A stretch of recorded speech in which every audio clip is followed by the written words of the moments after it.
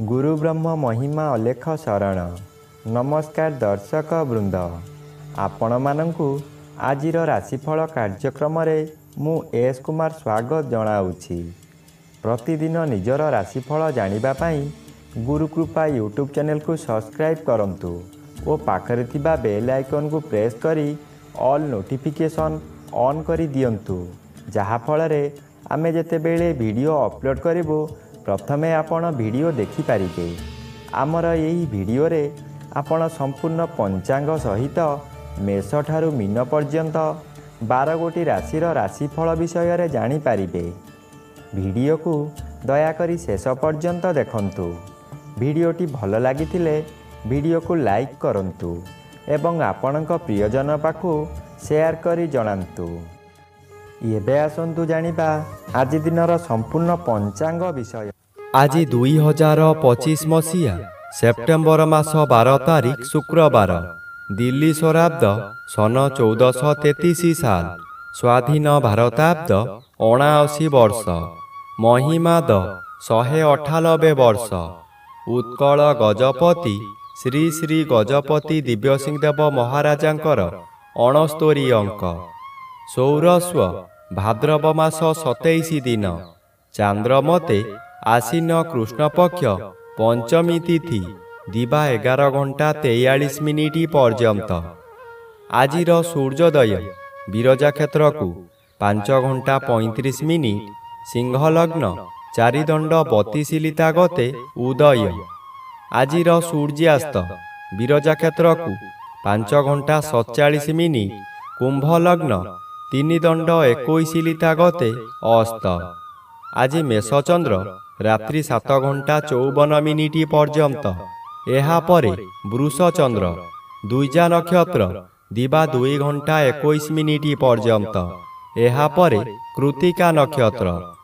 आज जन्मित शिशुर मेष राशि क्षत्रिय वर्ण नरगण दिवा 2 घंटा 21 मिनिट गते दानवगण एवं रात्रि 7 घंटा 54 मिनिट गते वृष राशि वैश्य वर्ण दानवगण। आज मृत व्यक्तिर दिवा 2 घंटा 21 मिनिट गते एक पाद पुष्कर दोष। निषिद्ध खाद्य आज बेल भोजन निषेध अटे। दिवा 11 घंटा 43 मिनिट गते निम्ब भोजन निषेध अटे।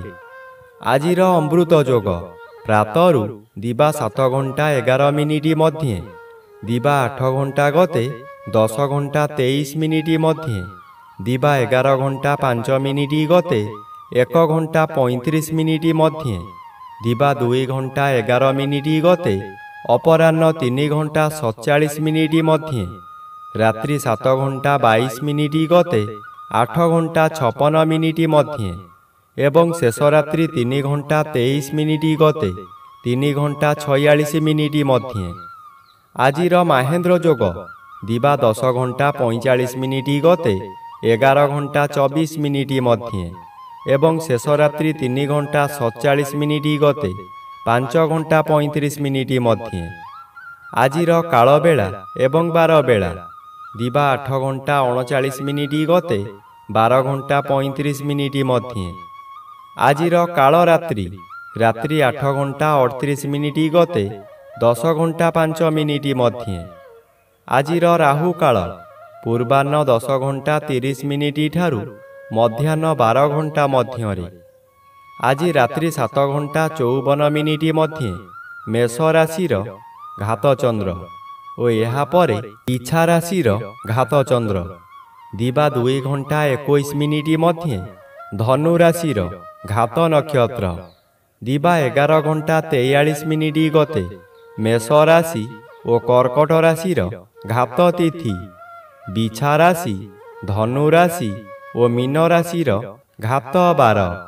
प्रिय बंधुगण, एबे आसंतु जानिबा मेष ठारू मीन पर्यंत 12 गोटी राशिर राशिफल विषय रे। राशि चक्र प्रथम राशि मेष राशि। आज मेष राशि जन्मित व्यक्ति मानक सकाशे घात चंद्र भोग हेउछि। ଘାତଚନ୍ଦ୍ର ସର୍ବଦା ଅଶୁଭ କରାଇବ। ଘରେ ବାହାରେ ପ୍ରତ୍ୟେକ ସ୍ଥାନରେ ଆପଣ ଅପଦସ୍ଥ ହେବେ। ବହୁ କାର୍ଯ୍ୟରେ ଆପଣଙ୍କର ବାଧା ଆସିବ। ପରବର୍ତ୍ତୀ ସମୟରେ ନିଜେ ସତର୍କ ନ ରହିଲେ ଭୟଙ୍କର ହୋଇଯିବ। ଶରୀର ଅସୁସ୍ଥ ରହିବ। ମଥା ବିଚଳିତ ହେବା କାରଣରୁ ରାସ୍ତା ଦୁର୍ଘଟଣା ମଧ୍ୟ ହୋଇପାରେ। ଆଜି ନିଜ ମନକୁ ଶାନ୍ତ ନ କଲେ ନିଜକୁ ନିଜେ ଦଣ୍ଡ ଦେଇ ହଇରାଣ ଓ ଲୋକଅସା ହୋଇପାରନ୍ତି। ଏବେ ଆସନ୍ତୁ ଜାଣିବା ରାଶିଚକ୍ରର ଦ୍ୱିତୀୟ ରାଶି ବୃଷ ରାଶି ବିଷୟରେ। ଆଜି ବୃଷ ରାଶି ଜନ୍ମିତ ବ୍ୟକ୍ତିମାନଙ୍କ ସକାଶେ ଦ୍ୱାଦଶ ସ୍ଥାନରେ ଚନ୍ଦ୍ରଗୋଚର କରୁଛନ୍ତି ଅଶୁଭ ଫଳ ପ୍ରଦାନ କରିବେ। ଦୁଶ୍ଚିନ୍ତା ମନରୁ ହଟିଯିବ। ଉତ୍ତମ ଆୟ ହେବ। ଅର୍ଥ କାରବାରରେ ଉନ୍ନତି ଆସିବ। ମନ ଖୁସିରେ ବହୁ ତୀର୍ଥସ୍ଥାନକୁ ଗମନ କରିବେ। ଦ୍ୱାଦଶ ଚନ୍ଦ୍ର ଆପଣଙ୍କୁ ଅନ୍ଧ ଭଳି କାର୍ଯ୍ୟ କରାଇବ। ଆପଣ କାହାରି ଭଲ ଉପଦେଶକୁ ଗ୍ରହଣ କରିବେ ନାହିଁ। ନିଜ ଇଚ୍ଛାରେ କାର୍ଯ୍ୟ କରି ବିପଦରେ ପଡ଼ିବେ। ଏବେ ଆସନ୍ତୁ ଜାଣିବା ରାଶିଚକ୍ରର ତୃତୀୟ ରାଶି ମିଥୁନ ରାଶି ବିଷୟରେ।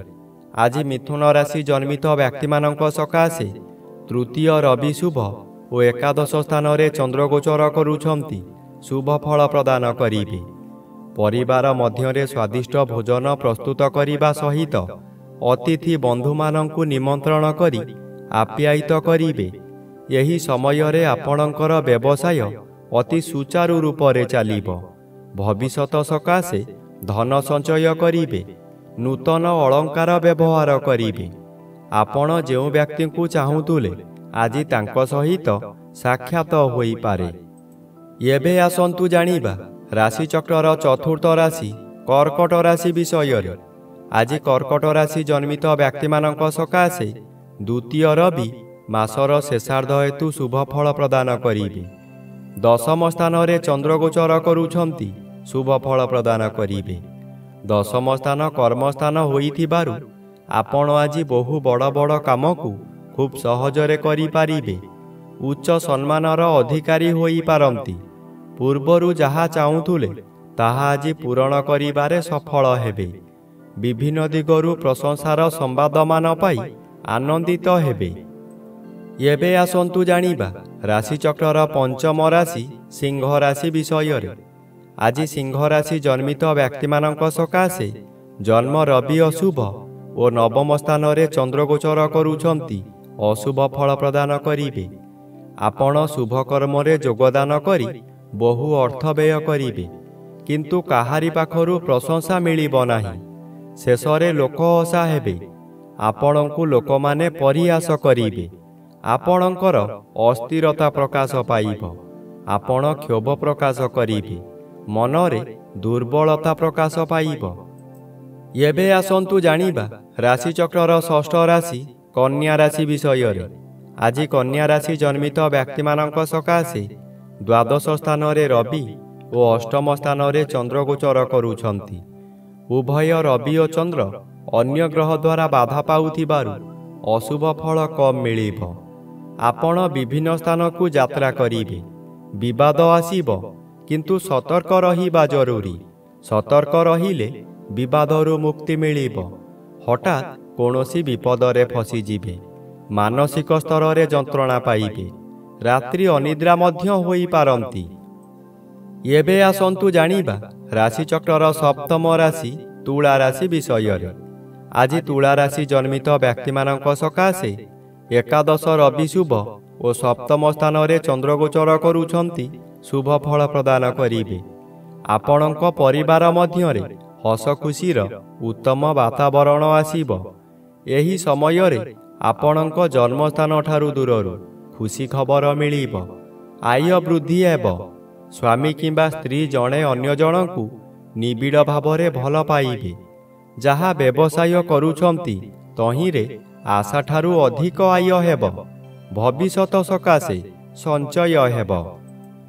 ଏବେ ଆସନ୍ତୁ ଜାଣିବା ରାଶିଚକ୍ରର ଅଷ୍ଟମ ରାଶି ବିଛା ରାଶି ବିଷୟରେ। ଆଜି ବିଛା ରାଶି ଜନ୍ମିତ ବ୍ୟକ୍ତିମାନଙ୍କ ସକାଶେ ଦଶମ ରବି ଶୁଭ ଓ ଷଷ୍ଠ ଚନ୍ଦ୍ର ଶୁଭ ଫଳ ପ୍ରଦାନ କରିବେ। ଷଷ୍ଠ ଚନ୍ଦ୍ର ବଳବାନ ଚନ୍ଦ୍ର। ଆପଣଙ୍କ ପରିବାର ମଧ୍ୟରେ ଖାଲି ଆନନ୍ଦ ହିଁ ଆନନ୍ଦ ମିଳିବ। ଯେଉଁ କାମରେ ହାତ ଦେବେ ତହିଁରେ ସଫଳତା ନିଶ୍ଚୟ ପାଇବେ। ବ୍ୟବସାୟ କରୁଥିବା ବ୍ୟକ୍ତିମାନେ ବ୍ୟବସାୟରେ ଆଶାଠାରୁ ଅଧିକ ଲାଭବାନ ହେବେ। ପୂର୍ବରୁ ଆପଣ କରିଥିବା ଋଣ ଏହି ସମୟରେ ପରିଶୋଧ କରିପାରିବେ। ପାଖରେ ଅର୍ଥର ଅଭାବ ରହିବ ନାହିଁ। ଏବେ ଆସନ୍ତୁ ଜାଣିବା ରାଶିଚକ୍ରର ନବମ ରାଶି ଧନୁ ରାଶି ବିଷୟରେ। ଆଜି ଧନୁ ରାଶି ଜନ୍ମିତ ବ୍ୟକ୍ତିମାନଙ୍କ ସକାଶେ ପଞ୍ଚମ ସ୍ଥାନରେ ଚନ୍ଦ୍ରଗୋଚର କରୁଛନ୍ତି ଅଶୁଭ ଓ ନବମର ବି ବାଧାପ୍ରାପ୍ତ ଅଛନ୍ତି ଅଶୁଭ ଫଳ ପ୍ରଦାନ କରିବେ। ଆପଣଙ୍କ ମନ ଅସ୍ଥିର ରହିବ। କଥା କଥାକେ ଆପଣ ରାଗିଯିବେ। ଶରୀର ଅସୁସ୍ଥ ରହିବ। ଦୁଃଖ ଯନ୍ତ୍ରଣାରେ ଆପଣ ଜର୍ଜରିତ ହୋଇପଡ଼ିବେ। କରୁଥିବା କାର୍ଯ୍ୟରେ ବାଧା ଆସିବାରୁ ଆପଣ ହତାଶ ହୋଇପଡ଼ିବେ। ରାଗ ଶାନ୍ତ ନ କଲେ ବହୁ ଶତ୍ରୁ ସୃଷ୍ଟି ହେବେ। ପରିବାରରେ ପିଲାମାନେ ଅମାନିଆ ହୋଇଯିବେ। ଏବେ ଆସନ୍ତୁ ଜାଣିବା ରାଶିଚକ୍ରର ଦଶମ ରାଶି ମକର ରାଶି ବିଷୟରେ। ଆଜି ମକର ରାଶି ଜନ୍ମିତ ବ୍ୟକ୍ତିମାନଙ୍କ ସକାଶେ ଚତୁର୍ଥ ଚନ୍ଦ୍ର ବାଧାପ୍ରାପ୍ତ ଅଛନ୍ତି ଅଶୁଭ ଫଳ ପ୍ରଦାନ କରିବେ। ଆପଣ କାହାରି ପ୍ରରୋଚନାରେ ପଡ଼ି ବହୁତ ସ୍ଥାନକୁ ଭ୍ରମଣ କରିବାକୁ ଯିବେ। ଆପଣଙ୍କର ସଞ୍ଚିତ ଧନମାନ ଅଯଥାରେ ଖର୍ଚ୍ଚ କରିବେ। ଚତୁର୍ଥ ଗୃହ ବିଦ୍ୟାଗୃହ ଓ ମାତୃଗୃହ ହୋଇଥିବାରୁ ବିଦ୍ୟାର୍ଥୀମାନେ ବିଦ୍ୟା ପଠନରେ ଦୁର୍ବଳ ରହିବେ। ମାତାଙ୍କର ଶରୀର ଅସୁସ୍ଥ ରହିବ। ଥଣ୍ଡା କାଶ ଆଦି ଲାଗି ରହିବ। ଆପଣଙ୍କର ଦୁଃଖ ପରେ ଦୁଃଖ ମାଡ଼ି ଆସିବ। ଏବେ ଆସନ୍ତୁ ଜାଣିବା ରାଶିଚକ୍ରର ଏକାଦଶ ରାଶି କୁମ୍ଭ ରାଶି ବିଷୟରେ। ଆଜି କୁମ୍ଭ ରାଶି ଜନ୍ମିତ ବ୍ୟକ୍ତିମାନଙ୍କ ସକାଶେ ତୃତୀୟ ସ୍ଥାନରେ ଚନ୍ଦ୍ରଗୋଚର କରୁଛନ୍ତି। ତୃତୀୟ ଚନ୍ଦ୍ର ବଳବାନ ଚନ୍ଦ୍ର। ଆପଣଙ୍କ ସ୍ୱାସ୍ଥ୍ୟରେ ଉନ୍ନତି ଘଟିବ। ପୂର୍ବରୁ ଥିବା ରୋଗମାନ ଅପସରି ଯିବ। ଶରୀରର ତେଜ ବୃଦ୍ଧି ହେବ। ଯେଉଁ କାର୍ଯ୍ୟ କରିବାକୁ ଚାହିଁବେ ତହିଁରେ ସଫଳତା ଲାଭ କରିବେ। ହଠାତ୍ ଆପଣଙ୍କର କୌଣସିଠାରୁ ଶୁଭ ଖବର ପାଇ ମନର ବଳ ବୃଦ୍ଧି ହେବ। ବ୍ୟବସାୟରେ ଅଧିକ ଲାଭବାନ ହେବେ। ଧନ ସଞ୍ଚୟ କରିବାର ଦିନଟିଏ। ଏବେ ଆସନ୍ତୁ ଜାଣିବା ରାଶିଚକ୍ରର ଦ୍ୱାଦଶ ବା ଶେଷ ରାଶି ମୀନ ରାଶି ବିଷୟରେ। ଆଜି ମୀନ ରାଶି ଜନ୍ମିତ ବ୍ୟକ୍ତିମାନଙ୍କ ସକାଶେ ଷଷ୍ଠ ରବି ଶୁଭ ଓ ଦ୍ୱିତୀୟ ଚନ୍ଦ୍ର ଅନ୍ୟ ଗ୍ରହ ଦ୍ୱାରା ବାଧା ପାଉଥିବାରୁ ଶୁଭ ଫଳ ପ୍ରଦାନ କରିବେ। ଆପଣଙ୍କର ତେଜ ବୃଦ୍ଧି ହେବ। ଆପଣଙ୍କ ଚାହାଣୀରେ ଶତ୍ରୁମାନଙ୍କୁ ମିତ୍ର କରି ଆପଣଙ୍କ କାର୍ଯ୍ୟରେ ଲଗାଇବେ। ସେହିମାନଙ୍କ ଦ୍ୱାରା ଧନ ଅର୍ଜନ କରି ଆପଣ ଧନୀ ହୋଇପାରନ୍ତି। ବନ୍ଧୁମାନଙ୍କ ଠାରୁ ବିଳମ୍ବରେ ହେଉ ପଛେ ଖୁସି ଖବର ପାଇ ଆନନ୍ଦିତ ହେବେ। ଆପଣ ଯେଉଁ କାର୍ଯ୍ୟ କରିବାକୁ ଚାହୁଁଛନ୍ତି ତାହା କେତେକାଂଶରେ ସଫଳ ହେବେ।